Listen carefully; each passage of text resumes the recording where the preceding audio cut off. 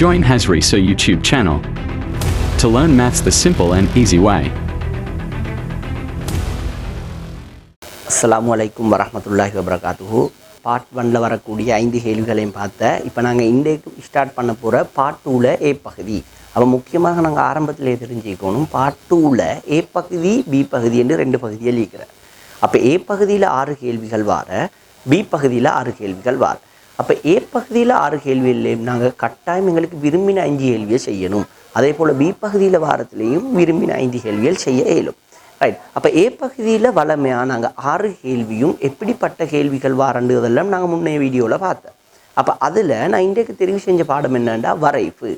அப்போ முதலாவதாகவே நான் பார்ட் 2ல ஏ பகுதியில் வரைப்புன்ற பாடத்தில் எப்படிப்பட்ட கேள்விகள் ஓலவலுக்கு வார, அந்த கேள்விகளுக்கான விடையில் எழுதுது எப்படின்னு தான் பார்த்தேன்.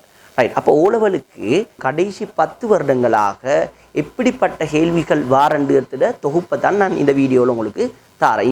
இப்போ நான் பொதுவாகவே இந்த வரைப்பு உங்களுக்கு வரைகிறதுக்கு தான் வரும். அப்போ பொதுவாக எல்லோருக்கும் வரைப்பு வரைய தெரியும். இந்த வரைப்பில் வரக்கூடிய கேள்விகள் தான் மிச்சம் பேர் கடினமாக இருக்கிற.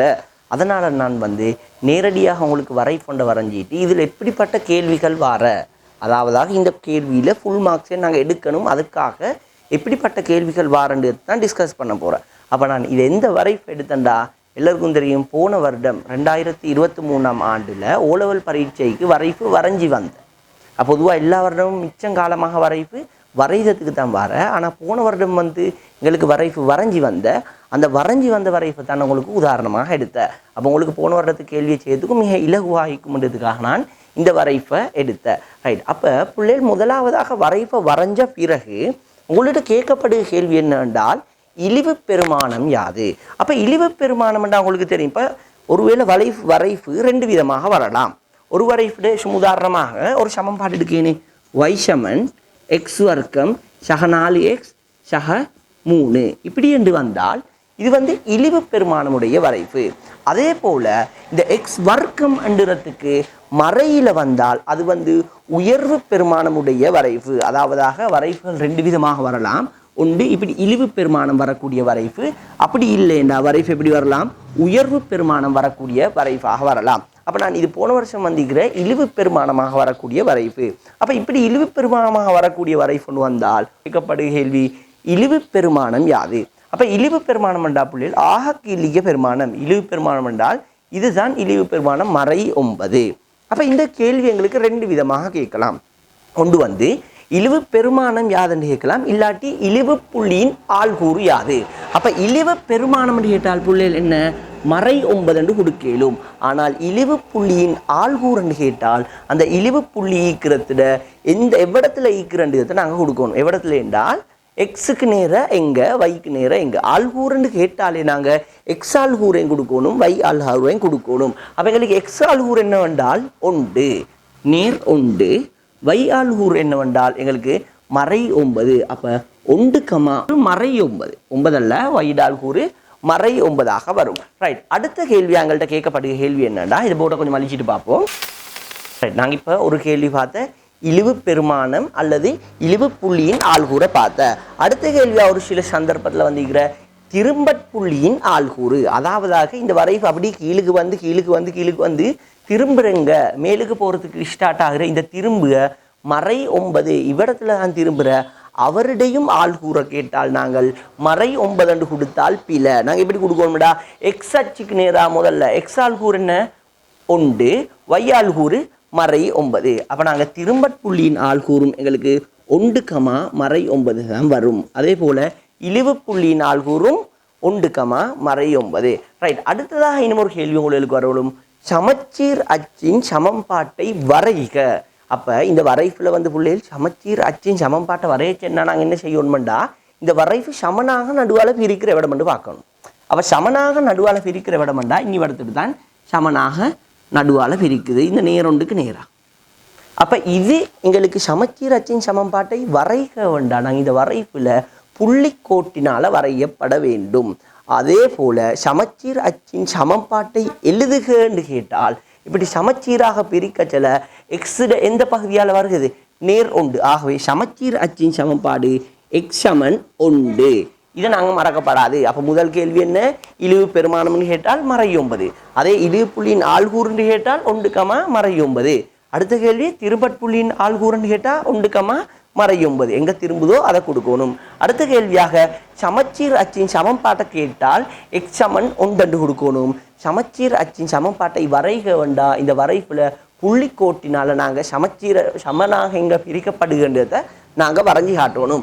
இந்த எல்லா கேள்வியை நாம் உங்களுக்கு இன்னும் ஒரு வரைஃபண்டை வரைஞ்சி அதுக்கு உதாரணம் பார்ப்போம். ரைட், இப்படி ஒரு வரைஃபண்டு வைப்போமே. ரைட், இது இதுக்கு நேராக மறை 2 இங்கே மறை 5 வைங்களே. ரைட், இப்போ இதிட இழிவு பெருமானத்தை கேட்டால் எனக்கு என்ன புள்ளிகள்? மறை 5. அதே போல் இழிவு புள்ளியின் ஆள்கூரை கேட்டால் மறை 5 நாங்கள் கொடுக்கல. எக்ஸுக்கு நேராகியவர் தான் பெஸ்ட்டு கொடுக்கணும். மறை 2, மறை 5. அதே போல் திரும்ப புள்ளியின் ஆள்கூறு கேட்டாலும் மறை 2, மறை 5. சமச்சீரச்சின் சமன்பாடு கேட்டால் சமனாக எங்கே பிரிக்கப்படுகிறது? மறை 2க்கு நேராக. அப்போ எக்ஸ் சமன் மறை 2. ரைட், இப்படித்தான் நாங்கள் இந்த கேள்விக்கு பதில் கொடுக்குற பிள்ளைகள். அடுத்தது என்னண்டா நாங்கள் ஒரு வரைஃபை எங்களுக்கு ஒரு சமன்பாடு தந்தால் தான் நாங்கள் அதுக்கேற்ற வரைஃபு வரையணும். அதே போல் எங்களுக்கு வரைஃபை தந்தால் அதுகிட்ட சமன்பாடை கண்டுபிடிக்கவும் தெரிஞ்சுக்கணும். அப்போ ஒரு வரைஃபிலிருந்து ஒரு சமன்பாடு கண்டுபிடிக்க மிக இலகுவான வழி எப்படி என்றா அதுக்கு எனக்கு முக்கியமாக தேவை இழிவு பெருமானமும் சமச்சீர் அச்சும் மட்டும் எனக்கு தெரிஞ்சால் அந்த வரைஃபின் சமன்பாட்டை எங்களுக்கு கண்டுபிடிக்க இயலும். இந்த வரைஃபிட நாங்கள் சமன்பாட்டை பார்ப்போம். எப்படி என்றா இழிவு பெருமானம் எனக்கு என்ன வரப்போகுது? இழிவு பெருமானம் எனக்கு வரப்போகுது மறை 9. அதே போல் சமச்சீர் அச்சின் சமன்பாடு எனக்கு என்ன வரப்போகுது? எக்ஸ் சமன் 1. ரைட், இப்போ இவங்க 2 பேரையும் வச்சு எப்படி சமன்பாட்டை உருவாக்குண்டா நல்லா பிள்ளைகள் எங்களுக்கு உருவாக்க வேண்டிய ஒரு வடிவம் உண்டிக்கிற எக்ஸாக ஏ முழுவதின் வர்க்கம் ஷய பி இந்த வடிவத்துக்கு தான் நான் இந்த சமன்பாட்டிட உருவாக்கணும். ரைட், இப்போ இங்கே வரக்கூடிய பகுதி என்னவென்றால் இழிவு பெருமானம். அப்போ எங்களுக்கு வந்திக்கிற பகுதி ஏன்? இழிவு பெருமானம் வந்திக்கிற மறை 9. அப்போ நான் இங்கே என்ன போடணும்? மறை 9. அதே போல் இங்கே வரதாரென்றால் இந்த எக்ஸ் சமன் 1 அந்த 1 இங்கே கொண்டு வரணும். அப்போ எக்ஸ் சமன் 1 இங்கேக்கு நான் கொண்டு வந்தால் இங்களுக்கு நேராகிறோம் நீங்கள வரத்தில் மறையாகும். எக்ஸ் சய 1 சமன் 0 ஆகும். அப்போ நான் என்ன செய்யணும்டா இவரை கொண்டு இந்த பிரக்கெட்டில் போட்டால் சரி. எக்ஸ் சய 1 முழுவதின் வர்க்கம் இதுதான் இந்த வரைஃபனுடைய சமன்பாடு. ரைட், அதே போல் உங்களுக்கு விரும்பிய ஒரு வரைஃபுக்கு சமன்பாட்டை கண்டுபிடிக்கணும். அப்போ சமன்பாட்டை கண்டுபிடிக்கணும் எனக்கு என்ன தேவை? இழிவு பெருமானமும் சமச்சீர் அச்சின் சமன்பாட்டும் இருந்தால் சரி. ரைட், இன்னும் ஒரு வரைஃபுண்டை நான் நார்மலாக சாம்பிளாக வரைஞ்சி அதுக்குரிய சமன்பாட்டை கண்டுபிடிக்கிறத நாங்கள் பார்ப்போம். ரைட், இது ஒரு வரைஃபு. இந்த வரைஃபு வைங்களே, இது மறை 6. இங்கே சமச்சீர் அச்சின் சமன்பாடு எனக்கு வருது நேர் 2. சரியா? இது ஒரு வரைஃபு. இந்த வரைஃபுட சமன்பாட்டை கண்டுபிடிக்க சொன்னா பிள்ளைலாம் என்ன செய்யணும் என்றால் இழிவு பெருமானம் மறை 6. அப்போ நான் என்ன செய்யணும்? பெஸ்ட்டுக்கு சமச்சீர் அச்சின் சமன்பாட்டை பாருங்கோ. சமச்சீர் அச்சின் சமன்பாடு எக்ஸ் சமன் 2 வருகிறது சமச்சீர் அச்சு. அந்த 2ஐ நீங்கள் கொண்டு வந்தால் எக்ஸ் சய 2 சமன் 0. அப்போ நான் என்ன செய்யணும்? எக்ஸ் சய 2 முழுவதின் வர்க்கம் இழிவு பெருமானம் மறை 6. அப்போ ஒய் சமன் இதுதான் எனக்கு இந்த வரைஃபின் சமன்பாடு. அப்போ உங்களுக்கு விளங்குது தானே? இழிவு பெருமானத்தையும் சமச்சீர் அச்சையும் மட்டும் வச்சு எனக்கு சமன்பாட்டை கண்டுபிடிக்கலும் எந்த ஒரு வரைஃபிடையும். அப்போ இது எனக்கு மிக முக்கியமான ஒரு பகுதி. அப்போ இது விளங்கினா தான் எனக்கு அடுத்த கட்டத்துக்கு போக இயலும். இப்போ இவரோட சமன்பாடு என்ன? இவரோட சமச்சீர் அச்சின் சமன்பாடு எக்ஸ் சமன் 1. அப்போ 1ஐயும் இங்கே கொண்டு வந்தால் எக்ஸ் சய 1. அப்போ முழுவதின் வர்க்கம் இழிவு பெருமானம் மறை 9. இவர் தான் எனக்கு இந்த நான் வரைஞ்சிக்கிற வரைவிட சமன்பாடு. இந்த சமன்பாடை வச்சு எனக்கு அடுத்த கேள்வி இப்படி இந்த வடிவத்துக்கு உங்களுக்கு சமன்பாட்டை எடுக்கலுமெண்டா உங்களுக்கு அடுத்த கேள்விக்குரிய விடை எழுதுகிறது மிக சிம்பிளாக இருக்கும். அப்போ அடுத்த கேள்வியாக என்ன வரப்போகிறேன்டால் உதாரணமாக இந்த வரைஃபை 3 அலகுகள் வலது பக்கம் நகர்த்தும் போது இல்லாட்டி 3 அலகுகள் இடது பக்கம் நகர்த்தும் போது எத்தனை அலகுண்டாலும் எங்களுக்கு பிரச்சனை இல்லை. ஒன்றோ நேர் திசையில் நகர்த்து இல்லாட்டி வலப்பக்கம் நகர்த்துது இல்லாட்டி இடப்பக்கம் நகர்த்து இல்லாட்டி மறை திசையில் நகர்த்துது. ரைட், இப்போ அதை பாருங்கோ எப்படி என்றா பிள்ளைகள். இப்போ வலப்பக்கம் நகர்த்தச்சல வரைஃபை அதே வடிவத்தில் வச்சு வலப்பக்கம் நகர்த்தச்சல இந்த இழிவு பெருமானம் எனக்கு மாறுமா? இல்லை. ஏண்டா இழிவு பெருமானம் மாறணும்டா வரைஃபை மேலேயோ கீழேயோ நகர்த்தச்சல மட்டும்தான் இழிவு பெருமானம் மாறுமே ஒழிய வலப்பக்கமோ இடப்பக்கமோ நகர்த்தச்சல எனக்கு இழிவு பெருமானம் எந்த ஒரு சந்தர்ப்பத்திலையும் மாறாது. அப்போ இந்த மறை 9ன்றது மாறாது. ரைட். அப்போ என்ன மாறும்டா, இந்த சமச்சீர் அச்சு தான் மாறும். வலது பக்கம் 2 அலகுகள் நகர்த்தச்சல சமச்சீர் அச்சும் 2 பக்கம் நகரும். விலகுதா சொல்றது? ரைட். அதே போல் வலது பக்கம் 1 அலகுகள் நகர்த்தினால் சமச்சீர் அச்சும் 1 அலகு நகரும். அப்போ என்ன நடக்கும்டா, எனக்கு வலது பக்கம் எத்தனை அலகுகள் நகர்த்த செல்லுவோ அப்போ நகர்த்தும் போது உதாரணமாக இதே வரைப்பை வந்து வலது பக்கம் 3 அலகுகள் நகர்த்தினால், வலது பக்கம் 3 அலகுகள் நகர்த்தினால் இந்த சமச்சீர் அச்சு ஒன்று லீக்கிறது, இங்கே 2க்கு பைத்து 3க்கு பைத்து 4க்கு மாறும். அப்போ உதாரணமாக இந்த சமச்சீர் அச்சு நேர் ஒன்றாக இருந்தது நேர் 4ஆக மாறும். அப்போ நேர் 4ஆக மாறினால் எக்ஸ் மறை 4 அப்போ இங்கே எப்படி வரணும், எக்ஸய மறை 4 முழுவதின் வர்க்கம். என்ன நடந்த ஆரம்பத்தில் எக்ஸ் சமன் ஒன்றாக இருக்கும்போது இங்கே வந்து எக்ஸய உண்டு, எக்ஸ் நேராக ஒண்டிக்கச்சல அந்த நேர் ஒன்றையும் இங்கே பக்கம் கொண்டு தான் மறை உண்டு. அதே போல் 3 அலகு நகர்த்தினால் எக்ஸ் சமன் 4 ஆகிக்கச்சல இங்கே வரணும் இந்த எக்ஸ் மறை 4 முழுவதின் வர்க்கம். ஆனால் இழிவு பெருமானம் மாறுதா இல்லை. அப்போ இதுதான் வலது பக்கம் நகர்த்தினால், வலது பக்கம் 3 அலகுகள் நகர்த்தினால் வர சமன்பாடு. அதே போல் இப்போ சும்மா உதாரணமாக இடது பக்கம் நகர்த்தினீங்களே பிள்ளை, அப்போ இடது பக்கமாக 2 அலகுகள் நகர்த்துவதை பார்ப்போம் நாங்கள். அப்போ இடது பக்கமாக 2 அலகுகள் நகர்த்தினால் சமச்சீர் அச்சு இங்கே ஒன்றில் தான் நீக்கிற. அப்போ இந்த ஒன்றில் இருக்கிற சமச்சீர் அச்சு 0க்கு வந்து மறுபடியும் மறை 1ஆக மாறும். அப்போ சமச்சீர் அச்சின் சமன்பாடு எனக்கு என்ன வரும், எக்ஸ் சமன் மறை 1, அது ஒன்றை இங்கே உணர்ந்தால் எக்ஸ் சக 1ஆக மாறும். அப்போ எப்படி சமன்பாடு வரும் என்றால் எக்ஸ் சக 1 முழுவதின் வர்க்கம். இழிவு பெருமானம் மாறுதா, இடப்பக்கம் நகர்த்து இல்லை. அப்போ இழிவு பெருமானம் அதே மறை 9ஆகவே தான் நீக்கும். அப்போ வலது பக்கம் இடது பக்கம் மறை திசையில் 2 அலகுகள் நகர்த்தினால் y சமன் எக்ஸாக 1 முழுவதின் வர்க்கம் சய 9. ரைட். இப்போ நாங்கள் வலது பக்கத்தையும் இடது பக்கத்தையும் நாங்கள் பார்த்துட்டேன். இப்போ அடுத்ததாக நாங்கள் பார்க்க போகிற மேல் நோக்கி நகர்த்தினால் கீழ் நோக்கி நகர்த்தினால் என்ன நடக்கும்ன்றது தான் நாங்கள் பார்க்க போகிறோம். இப்போ நல்லா யோசிச்சு பாருங்க பிள்ளைகள், இந்த வரைப்பை அதே வடிவத்தில் வச்சு மேல் நோக்கி நகர்த்தச்சல சமச்சீர் அச்சு மாறுமா? அப்போ இந்த வரைப்பு அப்படியே மேல் நோக்கி போகச்சல சமச்சீர் அச்சு மாறுமா? இல்லை. இப்போ உதாரணமாக நான் இங்கே கொண்டு வரைஞ்சி காட்டுறேன்னா, 1 கிட்டிக்கிற வரைப்பை இப்படியே நாங்கள் மேல் நோக்கி நகர்த்தினால் இப்படி மேல் நோக்கி நகருமே ஒழிய இந்த சமச்சீர் அச்சுன்றது மாறுமா? மாறாது.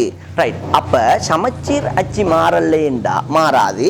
ஆனால் இங்கே மறையிலேக்கிய இழிவு பெருமானம் என்ன நடக்கும்? மாறும். அப்போ நாங்கள் மேல் நோக்கி நகர்த்த சில பிள்ளைகள் இந்த இழிவு பெருமானம் இங்கே 9ல் இருந்தது, எத்தனை அலகு மேல் நோக்கி நகர்த்துவோ அதுக்கேற்ற மாதிரி இந்த இழிவு பெருமானம் மாறும். உதாரணமாக மறை 9ல் இருக்கிறத 1 அலகு மேல் நோக்கி நகர்த்தினா இழிவு பெருமானம் மறை 8ஆக மாறும். அதே மாதிரி 2 அலகு மேல் நோக்கி நகர்த்தினால் மறை 7ஆக மாறும். 3 அலகு மேல் நோக்கி நகர்த்தினால் மறை 6ஆக மாறும். ஆனால் இந்த சமச்சீர் அச்சன்றது ஒரு நாளும் மேல் நோக்கி நகர்த்தும் போது மாறாது. ரைட். அப்படி என்றால் உங்களுக்கு எப்படி சமன்பாடு வரும் என்று இப்போவே ஒரு ஐடியா வந்திருக்கும். நாங்கள் மேல் நோக்கி நகர்த்தச்சல என்ன சமன்பாடு வாரன்றதை பார்ப்போம். ரைட். உதாரணமாக நான் மேல் நோக்கி 5 அலகுகள் நகர்த்தினால் என்று கேள்வியை நாங்கள் உதாரணத்துக்கு எடுத்தால் y சமன் சமச்சீர் அச்சு மாறுமா? மாறாது. அப்போ ஆரம்பத்தில் எங்கள் இதோட சமன்பாடு வந்து y சமன் எக்ஸ் சய 1 முழுவதின் வர்க்கம் சய 9. ரைட். அதே போல் இப்போ நாங்கள் கண்டுபிடிக்க போகிற 5 அலகு மேல் நோக்கி நகர்த்தினால் என்றால் எனக்கு என்ன வரும்? சமச்சீர் அச்சு மாறாது. அப்போ எக்ஸ் சய 1 முழுவதின் வர்க்கம். அப்போ இங்கே மறை 9லேயே இழிவு பெருமானம் வந்து பிள்ளைகள் 5 அலகு மேல் நோக்கி நகர்த்தச்சல மறை 4ஆக மாறும். அப்போ இழிவு பெருமானம் எனக்கு மாறும் மறை 4ஆக. அதே போல் அடுத்த கேள்வியாக என்ன வரும்டா, கீழ் நோக்கி நகர்த்தினால். அப்போ கீழ் நோக்கி நகர்த்தினாலும் பிள்ளைகள் எங்களுக்கு சமச்சீர் அச்சு மாறாது, ஆனால் இழிவு பெருமானம் மாறும். அப்போ கீழ் நோக்கி நகர்த்தச்சல மறை 9 ஆகியது என்ன நடக்கும்டா, மறை 10க்கு பெய்து மறை 11ஆக மாறும். அப்போ எனக்கு அதிட சமன்பாடு எப்படி வரும்டா, y சமன் எக்ஸய 1 முழுவதின் வர்க்கம் சய 11. அப்போ நல்லா ஒரு கடைசியான அவங்களுக்கு ஒரு சமரியாக நான் விளங்கப்படுது என்னன்னா, இப்போ அடுத்த கேள்வி எங்களுக்கு எப்படி வாரண்டிச்சுன்னா, இந்த வரைப்பு வடிவத்தை மாறாமல் வலது பக்கம் நகர்கிறதோ அல்லது இடது பக்கம் நகர்கிறதோ அல்லது மேல் நோக்கி நகர்கிறதோ அல்லது கீழ் நோக்கி நகர்கிறதோ. அப்போ வலது பக்கமோ இடது பக்கமோ நகரத்தில் உள்ளேன் இழிவு பெருமானம் மாறாது, சமச்சீர் அச்சு மாறும். அப்போ இழிவு பெருமானம் மாறலேண்டா இந்த பகுதியில் வர எண் ஒரு நாளும் மாறாது. மறை 9 ஆகிறது, இப்போ மறை 9ஆக வைக்கும். ஆனால் சமச்சீர் அச்சியில் மாற்றங்கள் வரும். அதே போல் மேல் நோக்கி கீழ் நோக்கி நகர்த்த சில உள்ளேன் சமச்சீர் அச்சியில் எந்த ஒரு மாற்றமும் வராது. ஆனால் இழிவு பெருமானம் மேல் நோக்கி நகர்த்த செல்ல மேல் நோக்கி நகரும், இழிவு பெருமானம் கீழ் நோக்கி நகர்த்த செல்ல கீழ் நோக்கி நகரும். அப்போ என்ன, மேல் நோக்கி நகர்த்த 5 அலகுகள் நகர்த்தல மறை 9 மறை 4 மாறின, கீழ் நோக்கி நகர்த்த செல்ல மறை 9 இருந்து மறை 11 மாறின. ரைட். அப்போ எங்களுக்கு இந்த வரைவில் பெரும்பாலான கேள்விகள் முடிஞ்சு அடுத்ததாக எப்படி கேள்வி வரண்டா பிள்ளைகள், எங்களுக்கு இந்த வரைவை 4 பகுதிகளாக உடைச்ச இயலும். எப்படி உடைக்க இயலுமென்றால், இப்போ நாங்கள் பார்ப்போமே வரைவு அல்லது ஷார்ப்பு இதெல்லாம் ஒரே ஒன்று தான். அப்போ வைமறையாகும் என்றால் வைமறையாகுது எங்க, இந்த கோட்டுக்கு எக்ஸ் அச்சுக்கு கீழே தான் வைமறையாகுது, எக்ஸ் அச்சுக்கு மேலே வை நேராகுது. அப்போ வைமறையாகுவதும் ஷார்ப்பு மறையாகுவதும் வரைவு மறையாகுவதும் ஒன்று தான். அப்போ எக்ஸ் அச்சு கீழிகளும் மறையும், எக்ஸ் அச்சுக்கு மேலிகளும் நேரெண்டும் எனக்கு கொள்ளையிலும். அப்போ இது எப்பவும் நேர், இந்த பகுதியும் எப்பவும் நேர், இந்த பகுதி எப்பவும் மறை, இந்த பகுதியும் எப்பவும் எனக்கு மறையாகத்தான் இருக்கும். அப்போ நல்லா விலங்குகளுக்கு பிள்ளைகள். அப்போ 2 பகுதியாக உடைச்ச, நேர் பகுதி ஒன்று மறை பகுதி ஒன்று. அப்போ இன்னமொரு பகுதியாக எனக்கு உடைக்க இயலும். எப்படி என்றால், குறையும் அல்லது கூடும், குறையும் அல்லது அதிகரிக்கும் என்று 2 பகுதியாக உடைக்க இயலும். அப்போ இது எப்பவுமே குறைந்து கொண்டு போகிறது, இது எப்பவுமே அதிகரித்து கொண்டு போகிறது. அப்போ இந்த 2ஐயும் வச்சு எனக்கு 4 பகுதியாக உடைக்க இயலும். எப்படி என்றால், இது நேர்த்தானே பிள்ளைகள். அப்போ இது நேராக குறையும், நேராக குறையுது எந்த சந்தர்ப்பம் இது. இப்போ இது இந்த கோடு பாஸ் ஆகல நேராக குறையுது இல்லை, மறையாக என்றால் இந்த எக்ஸாச்சிக்கில் மறை என்றதால இந்த மறையாக குறையும். ரைட். அடுத்த இந்த பகுதியை பாருங்கோ, இது வந்து குறையுமா கூடுமா, கூடும். குறையும் என்று செல்ல எங்களுக்கு மறைதான், ஆனால் குறையும் என்று செல்ல. அப்போ இவர் வந்து மறையாக கூடும் அல்லது மறையாக அதிகரிக்கும். அதே போல் இந்த கோடு தாண்டச்சில் மறையாக வந்து சொல் யூஸ் பண்ணலுமா எனக்கு ஏலா. அப்போ இது வந்து நேராக அதிகரிக்கும். ரைட். அப்போ உங்களுக்கு இந்த வரைவை 4 பகுதியாக உடைச்சி உங்களுக்கு எப்படி வாரண்டுக்கு நாங்கள் பார்த்தேன். இப்போ எங்களுக்கு நேராக மறையாக என்ற சொல்லுக்கு பதிலாக அவன் குறியீட்டிலேன்னு தருவான். அதாவதாக உங்களுக்கு நான் ஆரம்பத்திலே சொன்ன ஷார்ப்பு நேராக ஷார்ப்பு மறையாக வந்தால் வை நேராக வை மறையாக வந்து எங்களுக்கு எடுக்கலும். அப்போ வை நேராக வந்தால் புள்ளேல் வை 0 விட பெருசி. அப்போ இது வந்து இதோட உண்மையான மீனிங் வந்து ஷார்ப்பு நேராக அல்லது வை நேராக என்றால் 0 விட பெரியது.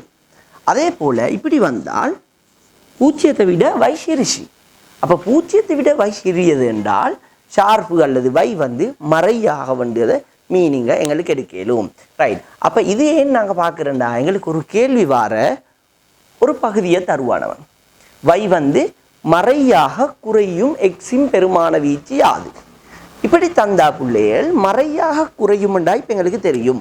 மறையாக குறையும்டா இதுதான் மறையாக குறையும். மறையாக குறையும்னு தந்துட்டவன் எக்ஸின் பெருமான வீச்சு யாது. அதாவதாக எக்ஸிட எந்த சந்தர்ப்பத்தில் மறையாக குறையுது என்றதை தான் அவன் கேட்குற.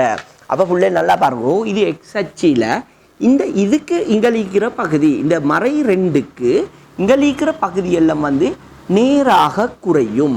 அப்போ நேராக குறையும் மண்டச்சில் எப்படி வருமென்றால் எக்ஸை இப்படி போட்டு இந்த மறை 2 இங்கே போட்டு இது நேராக குறையும் எக்ஸின் பெருமான வீச்சு. அதாவதாக மறை 2 விட சிறிய பகுதிகளெல்லாம் நேராக குறையுது. அதே போல் பாருங்க, மறையாக குறையுது.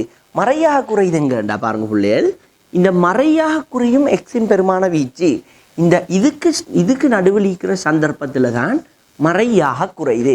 நல்லா பாருங்க, இந்த மறை 2 பாசாகத்தோட குறைய ஆரம்பிக்குது. அப்போ மறையாக குறைஞ்சு இங்கே வந்தோடனே மறையாக அதிகரிக்குது. இந்த 1 பாசாகத்தோட மறையாக அதிகரிக்குது. அப்போ மறையாக குறையுது வந்து இந்த மறை 2க்கும் நேர் 1க்கும் இடையில. அப்போ என்ன செய்யணுமென்றால் மறை 2க்கும் நேர் 1க்கும் இடையில என்ன நாங்கள் எப்படி கொடுக்கணுமெண்டா இப்படி கொடுத்தால் ஓகே. இப்போ இந்த குறியீடுகள் பெரியது சின்ன குறியீடுகள் போடிய சிக்கலாக இருக்கும். அது நான் கடைசிக்கு சிம்பிளான ஒரு முறையில் விளங்கப்படுத்துகிறேன். ரைட். அடுத்தது வந்து மறையாக கூடும். இந்த சந்தர்ப்பம் மறையாக கூடுதுங்க இந்த 1க்கும் இந்த 4க்கும் இடையில. அப்போ என்ன 1க்கும் 4க்கும் இடையில மறையாக கூடும். அப்போ இப்படி வரும் 1க்கும் 4க்கும் இடையினா இந்த பகுதி, 1க்கும் 4க்கும் இடையில இந்த பகுதி. அடுத்ததாக வந்து நேராக கூடும். நேராக கூடுமெண்டா புள்ளியல் எக்ஸ் வந்து 4 விட பெருசாக இருக்கிற சந்தர்ப்பத்தில் தான் நேராக கூடுது. அப்போ இது எப்படி என்றா பாருங்க புள்ளையல், நான் 4 விட கூடுதலானு கொடுத்திருக்கிறேன். 4 விட கூடுதலான சரியான திசை 4க்கு வலது பக்கமாக. அப்போ நான் எக்ஸ் ஆரம்பத்தில் போட்டதால் சரியான திசையை கொடுக்குறேன். அதே நான் இலக்கத்தில் ஆரம்பத்தில் போட்டால் அதற்கு எதிர் திசையை கொடுக்குறேன். ஓகே, இப்படி எழுதினாலும் ஓகே, இப்படி எழுதினாலும் ஓகே. அதே போல் பாருங்க, இது இவருக்கு 2 எல்லைகள் இருக்கிற. அப்போ இவரோட எல்லைகள் 2 நாங்கள் பார்ப்போம். மறை 2ம் நேர் ஒன்றும், அதாவதாக மறை 2 நேர் உண்டு. அப்போ எக்ஸ் அச்சு வழியை நாங்கள் இந்த பக்கமாக பார்க்கச்சல முதலாவதாக எனக்கு மறை 2 ஆகப்படுது. மறை 2 தான் நான் மீட் பண்ணுறேன். அப்போ மறை 2 இங்கேயும் அதுக்கு அகலிக்கிறவரை நான் நேர் 1 அகலையும் போட்டுறேன். இப்போ சிலவங்க உண்டைங்களையும் மறை 2 போடுவாங்க, அது பிழை இல்லை. ஆனால் நான் என்ன செய்கிறேன்டா, இலகுவாக செய்கிறதுக்காக வேண்டி இந்த பக்கம் இருக்கிற இல்லையை இந்த பக்கத்துலையும் அந்த பக்கம் இருக்கிற இல்லையை அந்த பக்கத்துலையும் போட்டு நடுவுக்கு எக்ஸை போட்டு இந்த திசையை குறித்தால் எங்கள்ட விட ஓகே. அதே போல் அதாவதாக மறை 2 முதல்ல போடாமல் நேர் ஒன்றையும் மறை 2 பின்னால் போட்டால் நடுவுக்கு எக்ஸை போட்டால் அதற்கு எதிர் திசையை கொடுக்கணும். அதுதான் நான் செஞ்சுக்கிறேன். ரைட், இங்கே பாருங்க, இந்த திசையை ஆரம்பத்தில் எனக்கு ஆப்பிடுக நேர் 1, அடுத்ததாக ஆப்பிடுக 4, நடுவில் எக்ஸை போட்டால் எனக்கு இந்த திசையை கொடுத்தால் அது எனக்கு சரியாக இருக்கும். ரைட், அப்போ இதுதான் எங்களுக்கு கடைசி கேள்வியாக வரப்போகுது. அப்போ இது கொஞ்சம் முந்தான் எங்களுக்கு வரைஃபில் வரக்கூடிய கேள்விகள். அப்போ இது ஒரு தெளிவான முறையில் நீங்கள் விலங்கெடுத்தால் பிள்ளைகள் உங்களுக்கு வரைஃபில் 10 மார்க்ஸையும் எடுக்குது, மிக இலகுவாக இருக்கும். இப்போ நான் உங்களுக்கு இந்த வரைஃபை வச்சு கடந்த வருடம் என்னென்ன கேள்விகள் வந்திருக்கிற அந்த கேள்விகளுக்கு அவசரமாக உங்களுக்கு விடையை கொடுத்து இந்த வீடியோவை நான் முடிச்சுக்கொள்கிறேன். பார்ப்போம் முதலாவதாக என்ன கேள்வி வந்திருக்கிறன்றதை பார்ப்போம். அப்போ பிள்ளைகள் கடந்த வருடம் முதலாவதாக என்ன கேள்வி வந்திருக்கிறென்றால், புள்ளி ஏயின் ஆள்கூறுகளையும் வரைஃபு வையச்சை இடைவெட்டும் புள்ளியின் ஆள்கூறுகளையும் முறையே எழுதுக. அதாவது இங்களுக்கு புள்ளி ஏ ஒன்று சந்திக்கிற. அப்போ ஏட ஆள்கூறு என்னவென்றால், ஏ எங்கிக்கிற இது மறை 1க்கும் மறை 5க்கும் இதுதான் ஏகிற. அப்போ எனக்கு நல்லா மறக்க வேணாம் பிள்ளைகள், பெஸ்ட்டுக்கு நான் எக்ஸ் அச்சை தான் கொடுக்கணும். எக்ஸ் அச்சுக்கு நேராக மறை 1, வையச்சுக்கு நேராக வையச்சு இது வையச்சுக்கு நேராக மறை 5. இதுதான் ஏயின் ஆள்கூறு. அதே கேள்வியில் எங்களுக்கு கேட்டுக்கிற என்னடா, வையச்சை வெட்டும் புள்ளியின் ஆள்கூறுகளையும். வையச்சை எங்கே வெட்டுதுண்டா பிள்ளைகள், வையச்சை வெட்டுது இங்கே 8ல். இப்போ வையச்சி வரைஃபில் கொஞ்சம் இது வந்திருக்கிற வையச்சை உங்களுக்கு வரைஃபை பார்த்தா விளங்கும், அந்த பாஸ் பேப்பர்லிக்கு வரைஃபை பார்த்தா விளங்கும். இந்த 8 கிட்ட வெட்டுது. அப்போ 8 கிட்ட வெட்டச்சில் ஆள்கூறு கேட்டால் முதலாவதாக நான் எக்ஸிட ஆள்கூறு கொடுக்கணும். எக்ஸிட எந்த சந்தர்ப்பத்தில் வெட்டுது, 0ல். அப்போ 0 வைட எந்த சந்தர்ப்பம், மறை 8. ரைட், அப்போ 1வது கேள்வியிட விட சரி. அப்புறம் 2வது கேள்வி பார்ப்போம். வரைவு வரையப்பட்டுள்ள ஷார்ப்பு y சமன் fxஇன் சமன்பாடு fx சமம் 0 மூலகங்களை எழுதுக. ரைட், fx சமம் 0 மூலகங்கள். fx அதாவதாக y 0 மூலகங்கள். y அப்போ உதாரணமாக y 5, இங்கே 4, இங்கே 3, இங்கே 2, இங்கே 1. இதில் தான் y 0 ஆகிற சந்தர்ப்பம் இங்கே 2லையும் 4லையும். அப்போ என்ன 2,4. அடுத்ததாக 3வது கேள்வி, சார்பு மறையாக அதிகரிக்கும் போது எக்ஸின் பெருமான இடையை காண்க. சார்பு ரைட் விளங்குதா? இப்போ அந்த கேள்வி சார்பு மறையாக அதிகரிக்கும் போது, அப்போ சார்பு நேர் இங்கே, மறை இங்கே. மறையாக இது குறையும், இது மறையாக அதிகரிக்கும். இது எக்ஸின் பெருமான வீச்சை கேட்டுக்கிற. எக்ஸிட எந்த சந்தர்ப்பத்தில் சார்பு மறையாக அதிகரிக்குது? அப்போ எந்த சந்தர்ப்பம், இங்கே 1 இருக்கிற, இங்கே 4 இருக்கிற. அப்போ நான் என்ன செய்யணும், 1 இங்கே போட்டேன், 4 இங்கே போட்டேன், எக்ஸை நடுவில் போட்டு இந்த பக்கம் குறியீடை கொடுத்தால் அதோட விட சரி. ரைட், இலகுவான வழியை தான் நான் உங்களுக்கு சொல்லி தந்தேன். அடுத்ததாக 4வது கேள்வியை பாருங்க. வரைப்பின் சமச்சீரச்சின் சமன்பாட்டையும் குறைந்தபட்ச இழிவு புள்ளியின் ஆள்கூறுகளையும் கருத்தில் கொண்டு சார்பு y சமன் fxஐ வடிவம் y சமன் x மைனஸ் a வர்க்கம் சபீல் எழுதுக. ரைட், அப்போ என்ன எங்களுக்கு வரைப்பை பார்த்து சமன்பாட்டை எழுத சொல்லிக்கிற. எந்த வடிவத்தில் எங்களுக்கு எழுத சொல்லிக்கிற, y சமன் x a முழுவதின் வர்க்கம் சகபி. இந்த வடிவத்தில் தான் எங்களுக்கு எழுத சொல்லிக்கிற. ரைட், அப்போ நாங்கள் எங்களுக்கு இந்த வடிவத்தில் எழுதுண்டா பிள்ளை எனக்கு என்ன தேவை, சமச்சீர் அச்சின் சமன்பாடும் இழிவு பெருமானம் தெரிஞ்சால் ஓகே. அப்போ சமச்சீர் அச்சின் சமன்பாடு 1. அப்போ அதாவதாக எக்ஸ் சமன் 1 தான் சமச்சீர் அச்சின் சமன்பாடு. அப்போ 1 நீங்கள் கொண்டால் x 1.